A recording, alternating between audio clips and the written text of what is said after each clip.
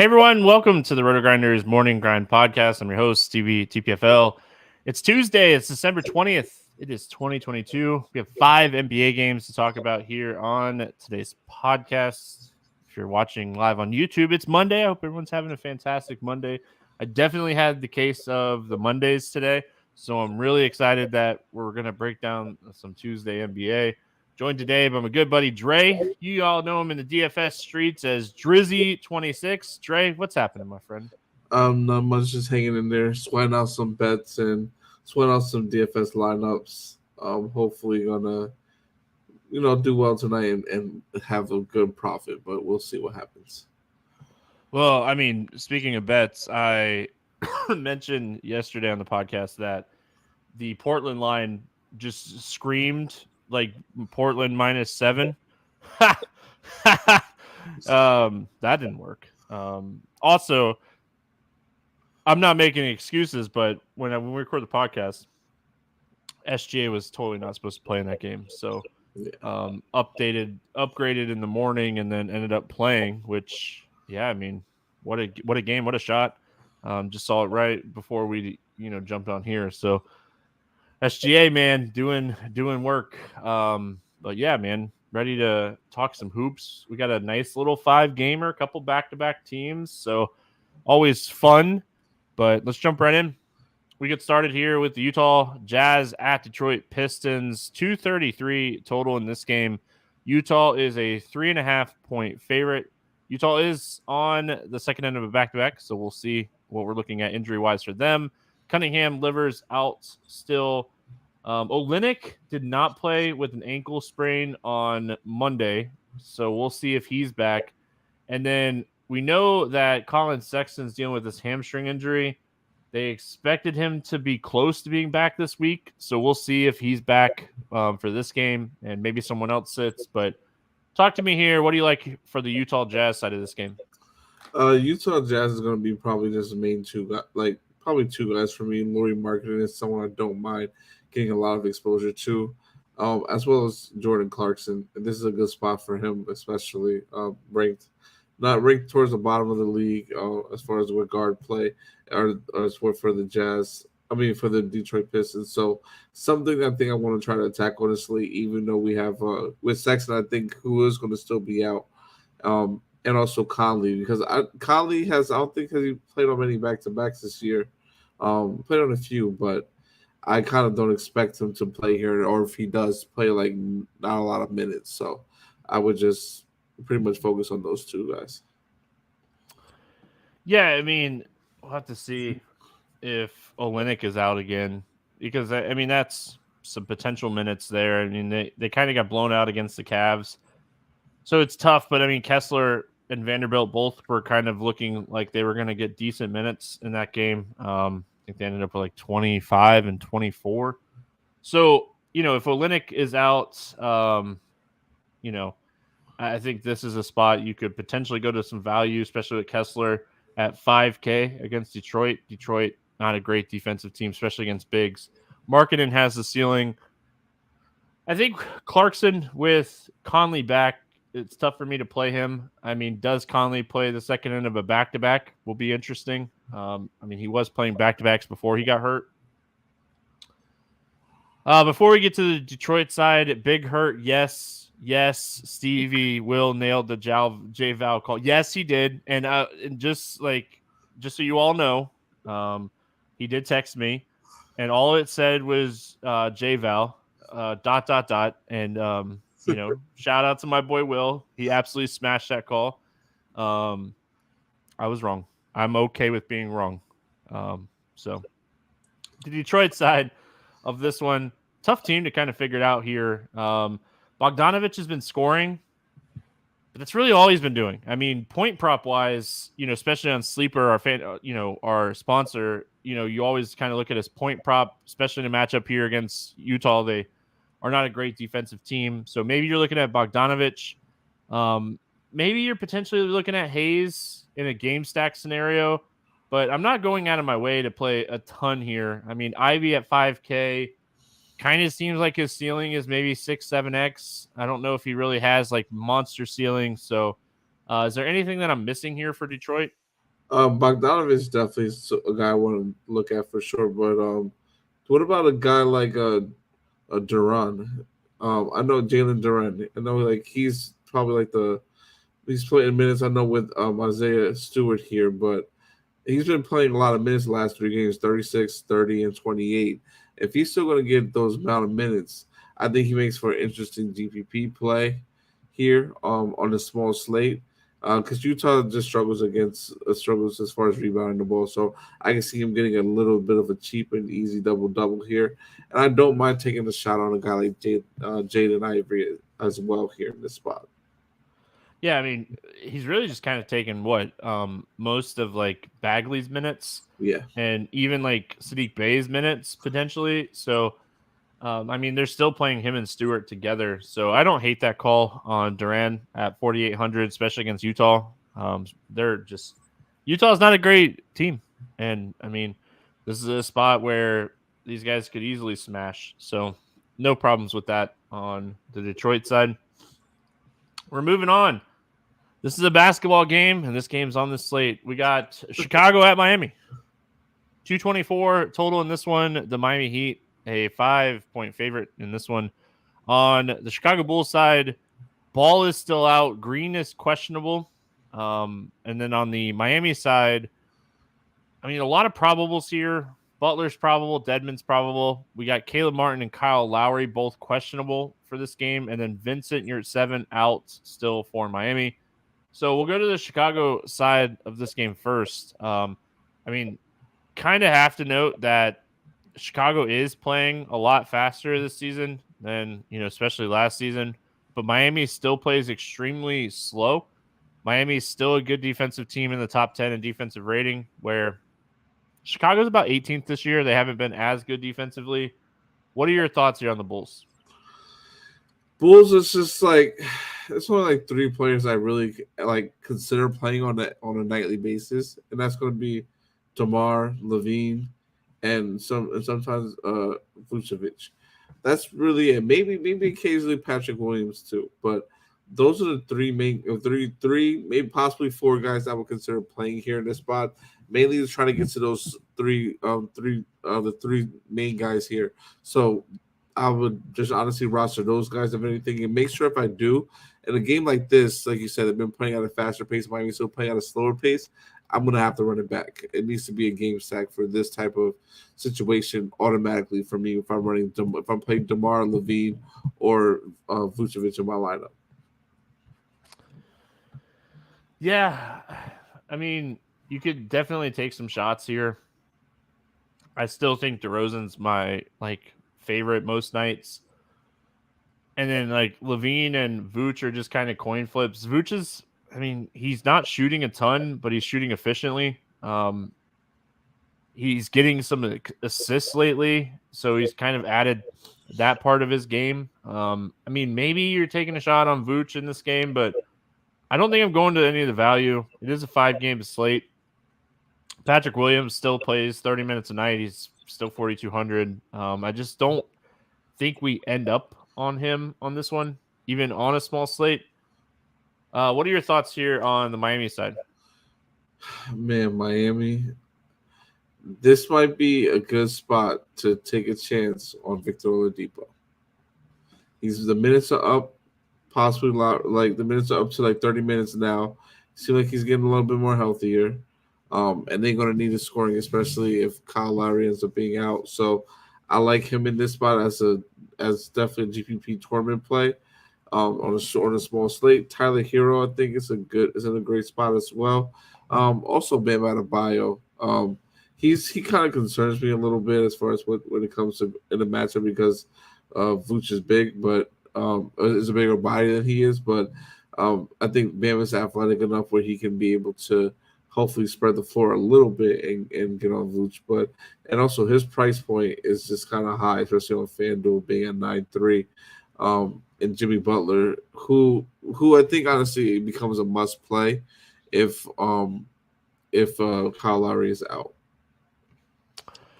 Yeah, I like Oladipo a lot more if Lowry sits. Because I think Butler missed one of those games at least, right? Yeah. I believe so. I know. I mean, they both played together against the Spurs, but Lowry was out. So I think Oladipo gets 30 minutes if Lowry sits, and I like the call a lot if Lowry sits.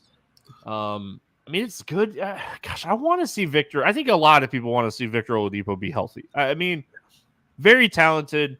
We all thought like this dude was going to be like a stud, and just I mean the injury bug. So many guys, so many guys. I mean the NBA is tough. I mean the NFL is tough. The MLB is tough. I mean injuries stink and they ruin a lot of careers. But want to see Victor Oladipo healthy. We know the talent is there. The minutes, I think, really are going to be relying on if Lowry plays, especially with Butler probable in this one.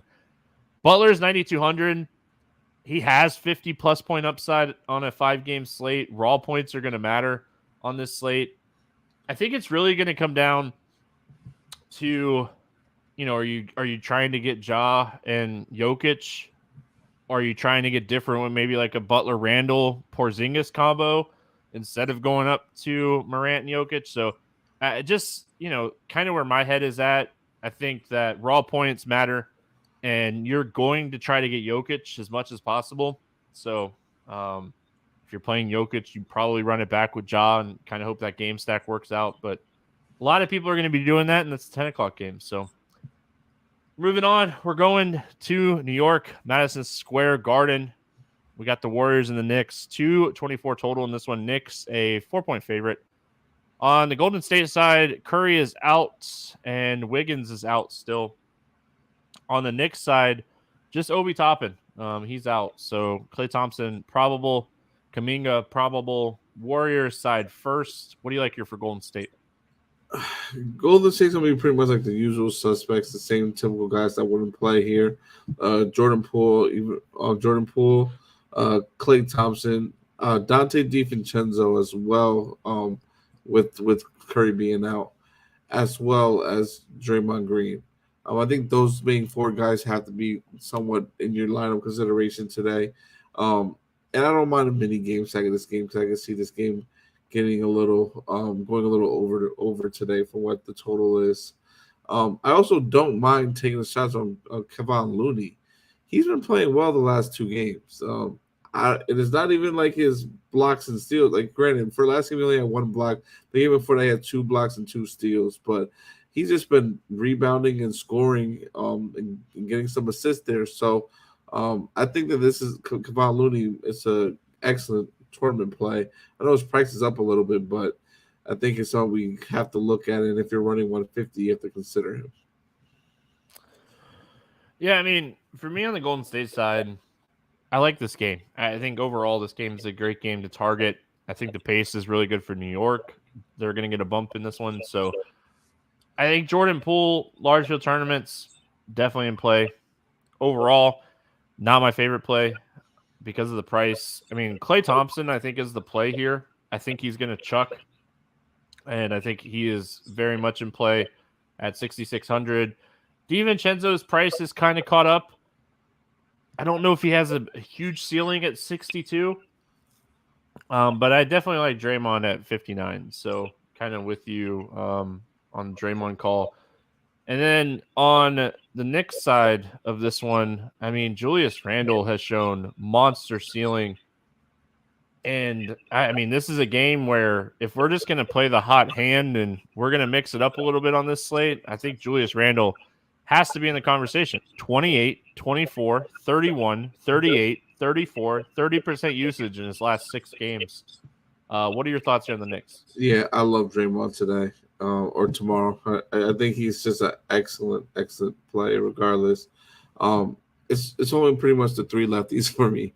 Draymond, Brunson, and RJ Barrett. I don't mind taking shots on quickly here as a value guy, but I'm mainly going to try to focus on just those main 3 guys. I think that they're in great spots, but Draymond being my favorite.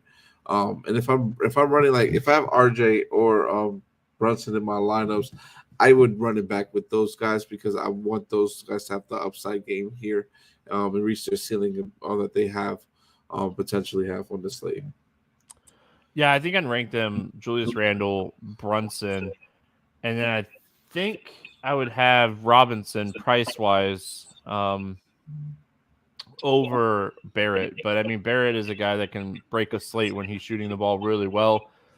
I don't know how much value we're going to get on a 5-game slate, so I think you could potentially play Quentin Grimes at 4,800 as well. It's just really going to see how the value kind of opens up. He's earned minutes here. I mean, they're really not giving Cam Reddish a ton of run anymore, and I think that Grimes has really benefited from good play. So I think he's someone you could roll out here depending on the value. That opens up. And we have 2 teams on back-to-back, so the potential for value is there. So we'll have to kind of see how it works out. We got Washington at Phoenix. 226 total. Phoenix a 7.5-point favorite. Like I said, they're on the second end of a back-to-back here.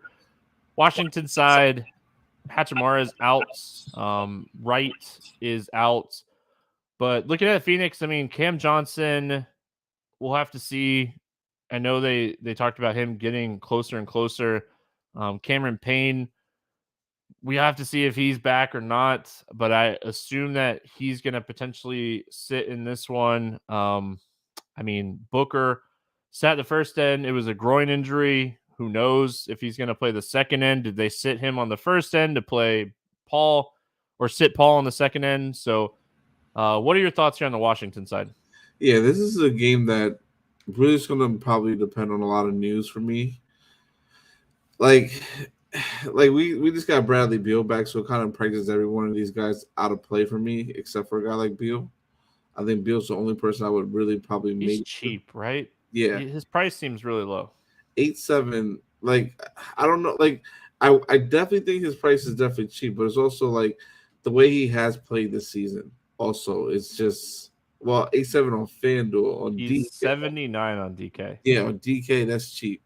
So like he's someone that probably is a high priority for me on this day because he still has that upside of 50, maybe even 60 points. It's just that he doesn't shoot a lot because he has a much better team around him.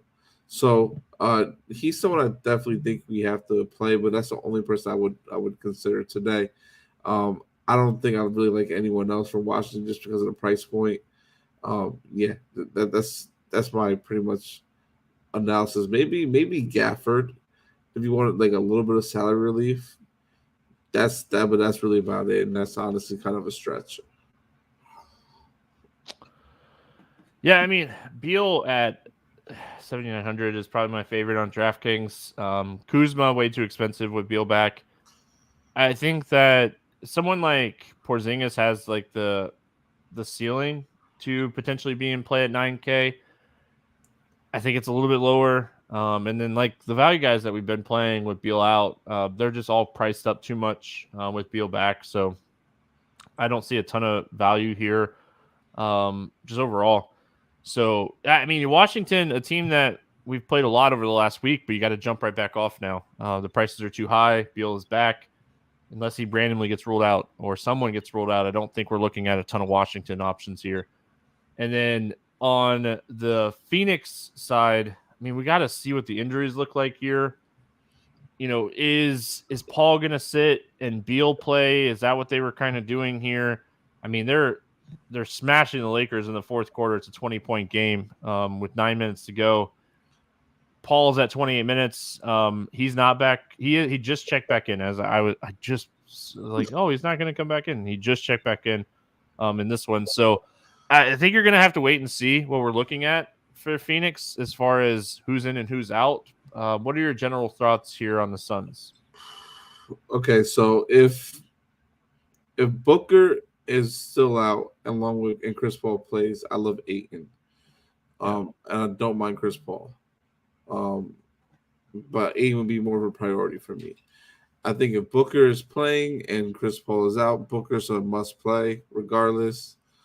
I also do like Mikal Bridges a lot. He especially on FanDuel at 7.5 with the steals and block upside. He would fit a balance build, I think, very well here in the spot. So those are the guys I would mainly target here. I'm not interested in playing a guy like Craig. maybe and the thing about it, and then also think about it. What I mentioned, Damian Lee. I think he's a good tournament play only if Devin Booker's out. So that's the only way I would play him or consider him in my 150. Other than that, I don't think I could play anyone else here. I know Shamit's been getting a little bit of minutes, but I don't trust the consistency of him, and I don't think that this is a spot where we should try to go for get cute here, I guess, or go for an upside game with him because I don't think he has it in this matchup. If Payne, Johnson, and Booker sit, I think Shamit and Damian Lee are fine value plays. We just don't have a ton of value yet. Depending on how the day kind of goes about. Like, I love the Ayton call. I talked about him on Expert Survey on Monday about how him and Okaji have seen the hugest, like the biggest increase, and Yeah. Okaji's not getting any minutes. So that kind of stunk. But Lee was playing really well, and I think with him playing so well, they kind of let him take what Okaji's been doing. So, yeah, I mean, I think there's a lot of value to be had on Phoenix depending on who's in and who's out. So, a lot to look at here in this one, depending on the injury news. It's a 9:00 game. Might have to make some adjustments late with this one. So, we finished it out with the 10 o'clock solo game, Memphis at Denver. 233 total in this one. Memphis Grizzlies, a 1.5 point favorite going up against the Denver Nuggets. On the Denver side, KCP is questionable. Jeff Green is questionable. Murray is questionable. Michael Porter Jr. is doubtful. And then on the Memphis side, Bain and Green remain out. Let's go to the Memphis side first here, Dre. I mean, I have a hard time not having a ton of interest in John Morant in this one because if this game stays close, I think Ja or like a Dylan Brooks or a Triple J, they're going to have a big game. So, I mean, we're all going to like Jokic. I mean, it's a 5-game slate. Jokic is going to project for the highest amount of raw points on the slate. So we're all going to like Jokic. It's do we run it back? Who do we run it back with? What are your thoughts here on Memphis? On Memphis, sorry, I'm just looking at this. I'm looking at Jokic, just looking at his stats real quick. But Memphis wise, I don't mind taking a shot on Jaren Jackson as a tournament play. I know he's a little bit handsy here, but I think he's a phenomenal, an excellent tournament play. That's probably gonna be low. That's gonna be low owned because no one typically likes to play him. He's in that weird price range on FanDuel at 7.7, and on DK he is coming in at 6.7, which is significantly cheaper. So I would probably prioritize him more on that site there for sure. But I think but also then Jaren Jackson, I think he's a good play. Not a. It's just tough. He only play 16 minutes. The price is going to be hard to just find the value to play with him. But if you're willing to if you can find a guy that's going to give you probably about 20 to 25 in a lower cheaper range, and that way you can fit John Morant and maybe Jokic in, I would definitely try to do that to squeeze that out if possible. But I think that they are definitely fantastic plays, for sure. I even also don't mind taking shots here on Dylan Brooks, as the Denver Nuggets are not that great at the guard position statistically wise. So that's someone I don't mind in GPPs taking a little bit of a shot out with. Yeah, I mean, for me, if you can make John Morant work, I think he's fantastic as the run back in tournaments. Brooks or Triple J, I think are very interesting plays. Once you get past that, it's just the minutes are so spread out.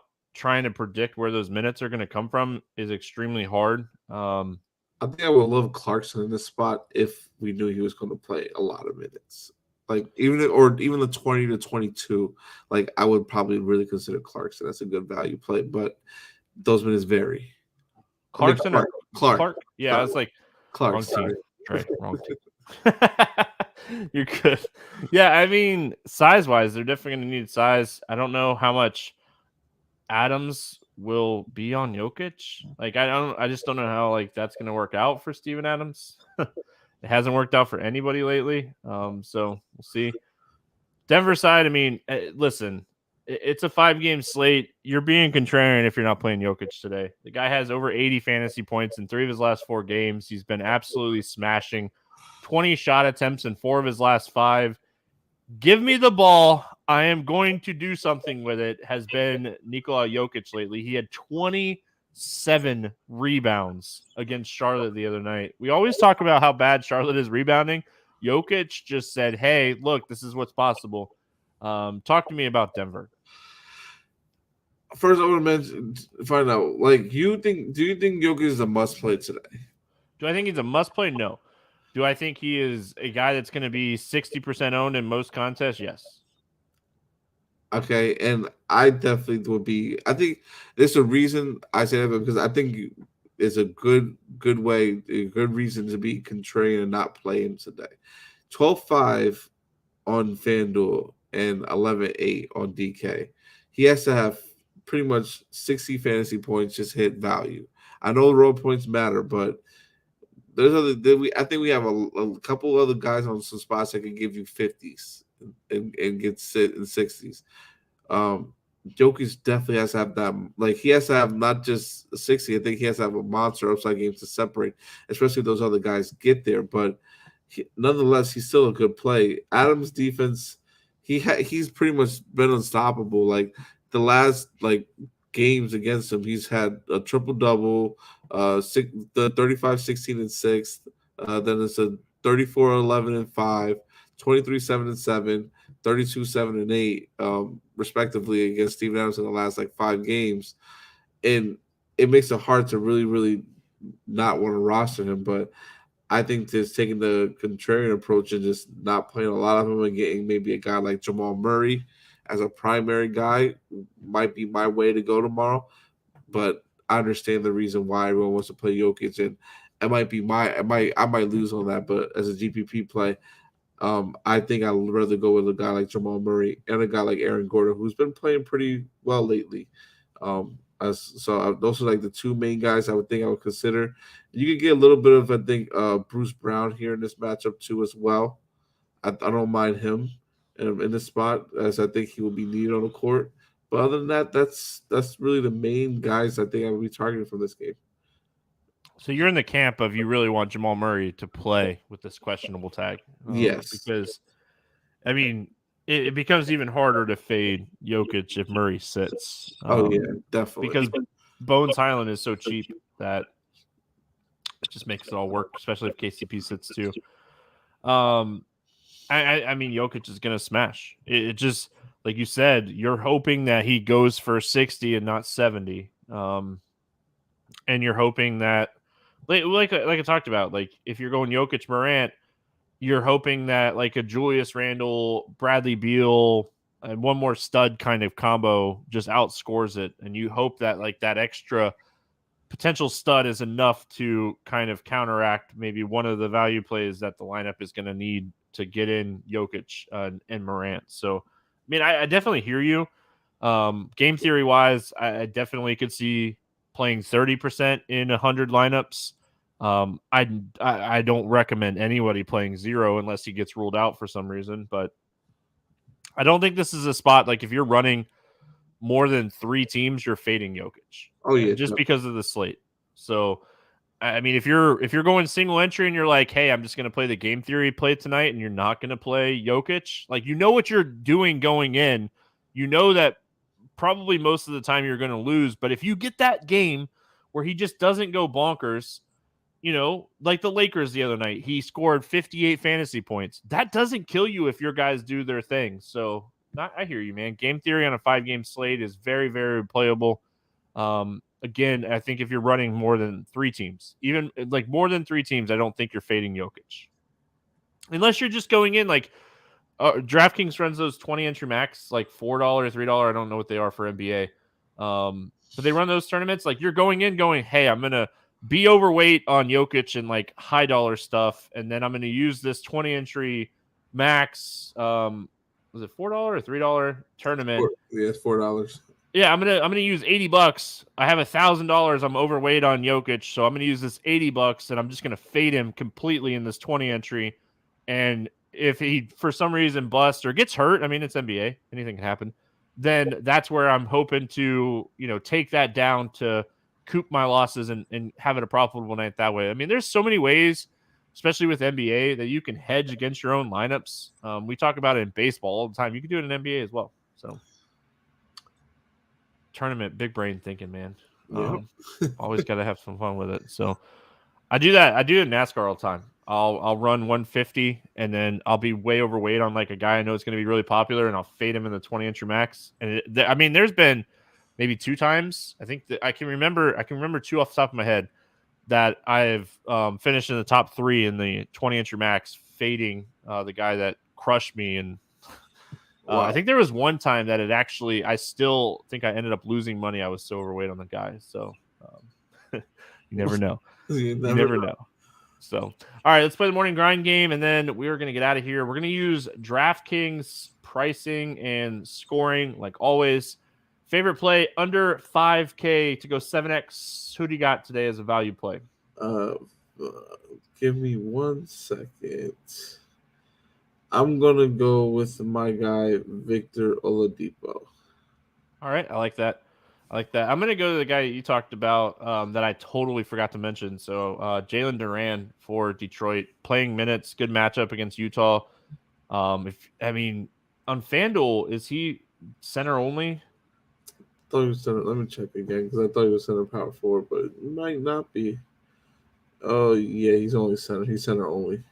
That might be tough to play him on FanDuel, but on DraftKings, because we're using DraftKings, I get a utility. Over 8K to go under 5X. Who's your bust today? My bust is going to be. I'm gonna not because every time I say that that's when he's really gonna have a big game. I'm just gonna say it really is tough because I want to say Kyle Kuzma. I'm just gonna say Kyle Kuzma. So I had written down. I'm with you, same page. I'm gonna go Tyler Hero.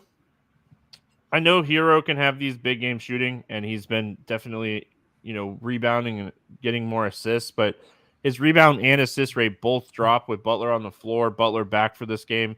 Hero is at a season high 8,800 on DraftKings, so I'm going to go Tyler Hero.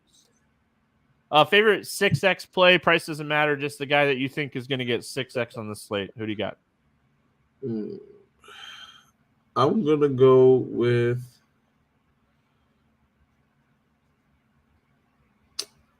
I'm gonna switch. I'm gonna be a little bit different.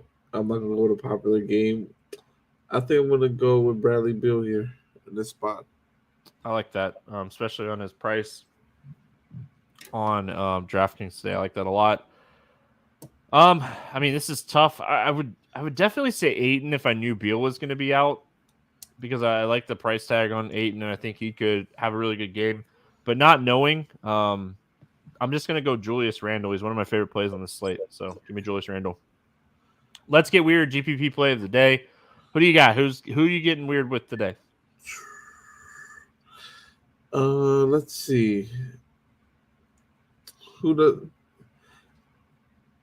gonna get weird. Probably. Nah, he doesn't play enough minutes for me.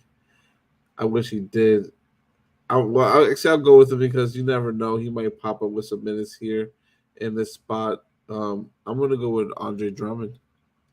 Okay, all right. Now you're way getting weird. Like 10 to 15 minutes. If he in that 10 to 15 minutes with Miami not really having any bigs up front that can stop him, I think that he can easily have a double here in the spot. There you go. You might need to do double in 12 minutes. So you're gonna need some offensive boards in that time. I'm gonna go Lauri Markkanen. Not as crazy as Dre over here. I think Lauri Markkanen is gonna be really low owned tonight. Love this matchup against Detroit. They're a fantastic team to target. Just really anybody against. They're so bad defensively. I think they're 29th in defensive rating. These teams play at pretty similar paces. So I'm going to go Lauri Markkanen to have a big game here tonight. Dre, any bets, anything standing out to you here night before we move on and get out of here? Bet-wise, I haven't looked at anything yet, but I would definitely – let me actually look at one thing because I know Prize Picks tends to have some bets that I've been heavy on Prize Picks a lot lately, which I should probably get into the prop shop where Chief has. But I see some of these New York Knicks lines that are out right now. I probably would take the points, rebounds, and assists. That they don't have it yet, but I would definitely would take that probably over for a guy like Julius Randle if it's around probably 38, 30, 35. I would take that. I would take between those areas. I would take the over on that one. All right, nothing really jumping off the page to me. I want to see some of the injuries in that Phoenix game, and I mean that's definitely one. And then I think the Golden State New York game has a good chance to potentially go over. Yeah. It was kind of, was it 222, 220, 222 and a half on some books. I mean that one I lean over. I think that game will be a little bit more scoring than 222 and a half.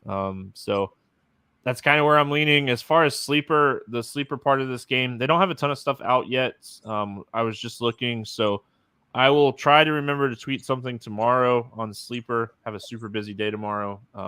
Getting ready for weekend, Christmas, NFL and NBA and stuff like that. So busy day tomorrow. So I will try to remember. If not, we'll try to get something out for Wednesday's sleeper slate. So hope everyone enjoyed. That's going to wrap it up here for Tuesday. We'll be back Wednesday talking more hoops. Good luck. We'll see you guys again tomorrow.